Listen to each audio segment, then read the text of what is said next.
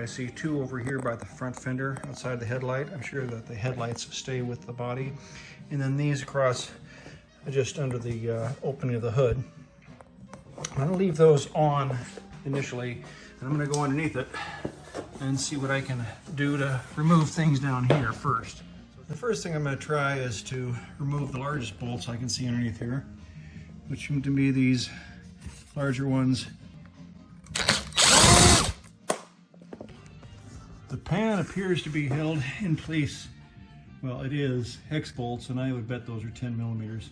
Yes, those were 10 millimeter hex bolts in the back of the pan, but in front there are also, it looks like 4 more of these T27 Torx screws.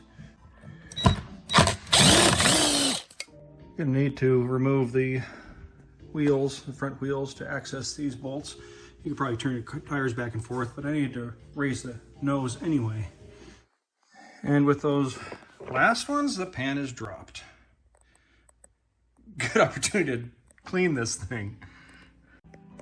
After dropping the pan, I'm not sure if I would have had to drop the air deflector or those front side splitters, but I don't mind. It's a little cleaner, and I have an opportunity to clean things up a little bit that way. One habit I've gotten into is separating every set of bolts and bagging them individually so I don't get things mixed up. After starting to pull the nose, I noticed that it's actually attached on a couple more of these Torx screws to the side inner fenders.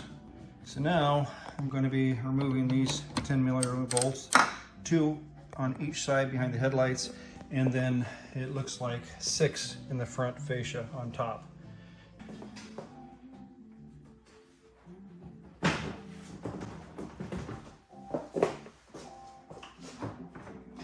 Okay, I decided to get my lovely wife to assist. And you pull the fenders out from the headlight and straight forward.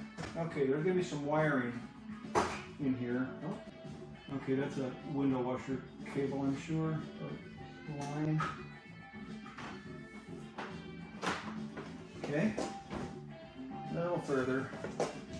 Window washer line was, oops, there's a plug right there.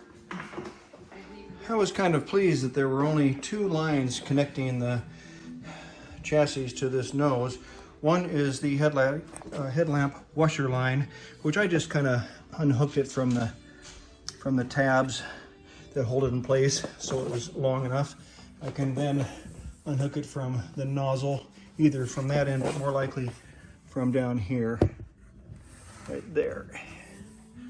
The other one was a harness connection, which held it pretty tightly to the fascia. I couldn't pull the fascia off without pulling that out and then unhooking it, which was a little bit of a pain, but just from there worked pretty easily. And now it is disconnected.